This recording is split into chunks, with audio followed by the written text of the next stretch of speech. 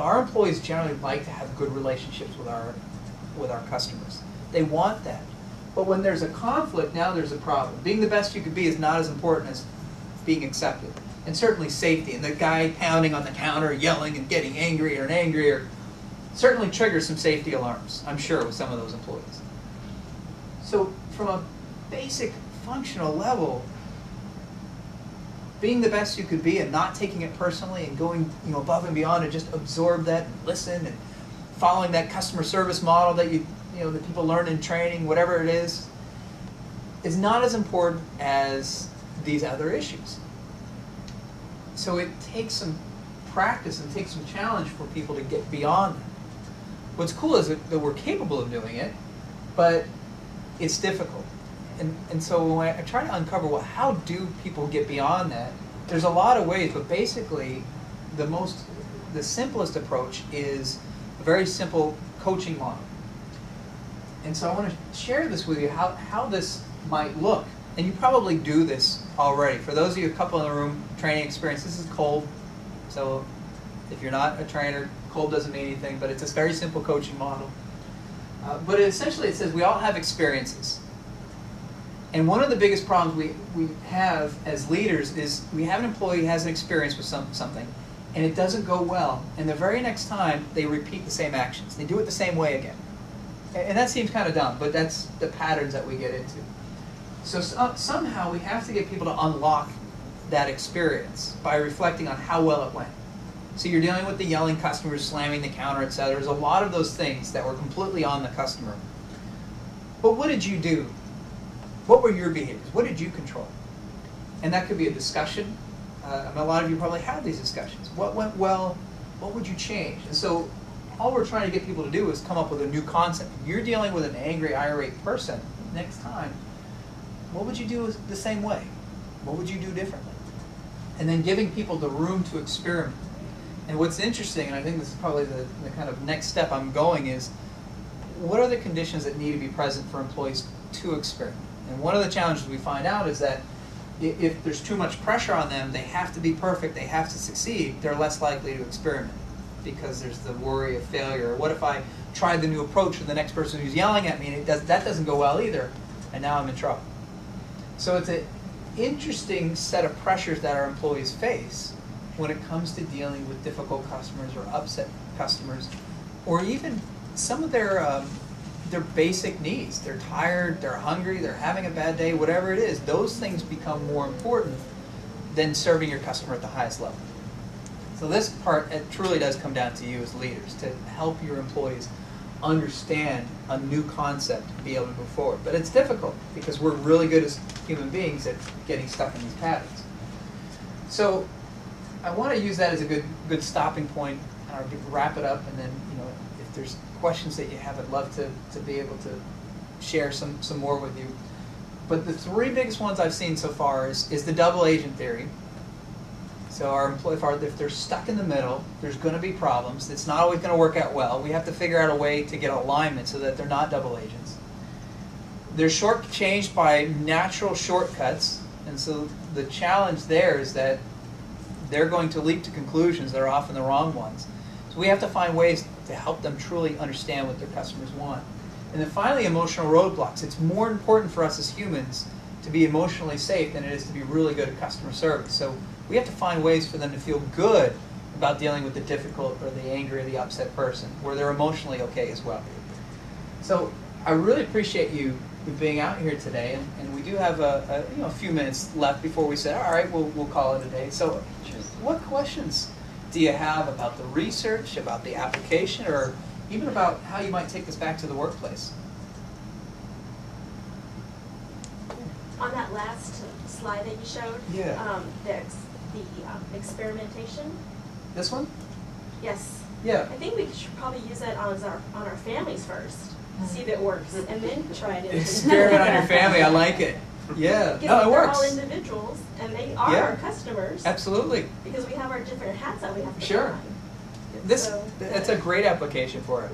Yeah, it works anywhere you're trying to unlock a habit or something that's kind of become a pattern of doing things.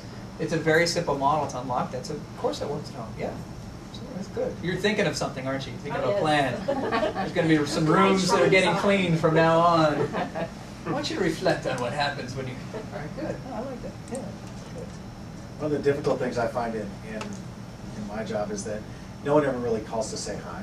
Right. Everyone's calling with a problem. Sure. And I have customer service and I have technical support, and the hardest thing to do is bring out the customer service and the technical support reps, because I've taught them to fix problems, Right. you know, and to draw out that customer service is always a challenge. It is. So, Well, good observation though too. You said it. You taught them to fix problems. So what do they focus on? fixing problems. And it's fixing the stuff, and not necessarily the emotional side of it, which is that connection is really important for customers. I'm pointing at something that's not even on here. There's a next step, the next piece of research that I'm working on now is based on our brain systems and how it leads to a lot of problems with them. And essentially, if you look at the way our brains are wired, for us to get to the problem-solving part of our brain, it has to go through the emotional part of our brain.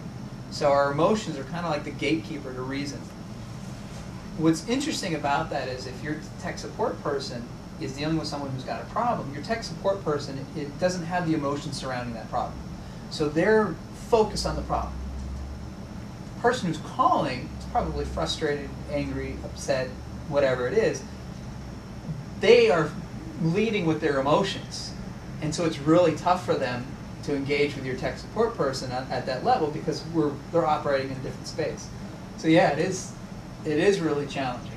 And I think with that one, I think there's some good strategies in the white paper, but some of the big ones are the hiring profile, and also that one takes a lot of kind of constant care and feeding to help people hear and listen to those problems first and address that core. The other thing, the flip side though, this is a good thing for all of us. A little technique if you want better service. This works really good in restaurants, this works really good in tech support. If you make the person serving you feel really good, you tend to do really better. I like this, especially in restaurants, because it's so easy. Person comes up to you and do one of three things, or do all three. Often when you go to a restaurant, they introduce themselves to you. Like, hi, I'm Jeff, going to be taking care of you this evening. You're like, that's great, Jeff, give me an iced tea. If, on the other hand, you say, oh, Jeff, that's interesting, my name's Jeff too, nice to meet you, you'll see a change. So you've connected with them on that emotional, human level. Next thing you could try to do is just ask them how their day's going. Often they're supposed to ask you, how you doing this evening? I'm fine, how are you doing this evening? Looks like it's pretty busy, okay, hanging in there. That emotional connection, now they're focused a little bit more on you. The last thing is people like to be experts. So if you ask them for a recommendation, hey, a lot of great items on the menu, what do you suggest? What's your favorite? If you do any one of those three, you probably notice that the person's more inclined to give you some extra attention because you've connected with them as a human being, and you overcome those emotional blocks. So your customers should just be better at being nicer to your techs, and everything will be fine. But barring that, the other side, you can work on that too. That's a good observation. You know, when I'm a customer and I'm calling for support in some way, all I want to hear in the beginning is, I'm going to take care of this for you. Some kind of acknowledgement that, they don't say, I understand you're upset, that must be frightening. You know what, we're going to fix this. And ironically, the most interesting and customer service friendly call I just made recently was with the IRS. True story, a few weeks ago, problem with my tax return, I'm freaking out. Emotionally, nobody wants to call the IRS, even though it's a very solvable problem.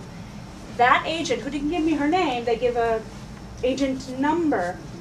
The very first words were, we're going to take care of this together. What's your problem? Let me help you. And I was like, oh, thank God. The call's going to go really well. So, even technical support, it's just, we're going to fix this. Thanks for your call. What's your problem? Well, it's interesting, though, that you said that even the agent number. Yeah. Because they won't give their names for some of these government entities. I'm not sure why. There's I asked for her name at the yeah. end. Because certain employees are not allowed to even tell their friends they work for the IRS. Mm-hmm. Very Safety interesting. issue. Yeah. Seriously. Yeah. Well, I don't call them often. Right. Yeah. Unfortunately. But there was a stigma, or there was I had my own assumption of how that call would go, which Yeah. added to the stress. And it didn't, I was very pleasantly surprised that the call did not go the way I expected it to. I think that's a good example because there are examples probably in any organization of people that overcome a lot of the limitations. And so the question becomes, why can this person be at that level where I'm sure a lot of the people around them are not quite at that level? You know, how can you overcome the stigma of IRS and I can't give you my name and you're upset and distraught, you're calling no one's calling the IRS for something fun. Call and say hi. Right? Just checking in. How's it going? Just a few compliments if you don't mind, right? So it's interesting, and that's I think a challenge because sometimes we'll have people that are above that, or even more dangerous is the person who does it at a high level gets promoted, and now they can't understand why the rest of their employees are struggling performing at the same level. And I have some theories about that, but I haven't uncovered any specific research that says here's the challenge there, why that person can rise above but the other people can't. It's probably a combination of a lot of those factors, but so you have pockets of excellence even in the IRS. That's good. I always find it interesting, you talked about call time, sort of the tension between getting off the call quickly and customer service.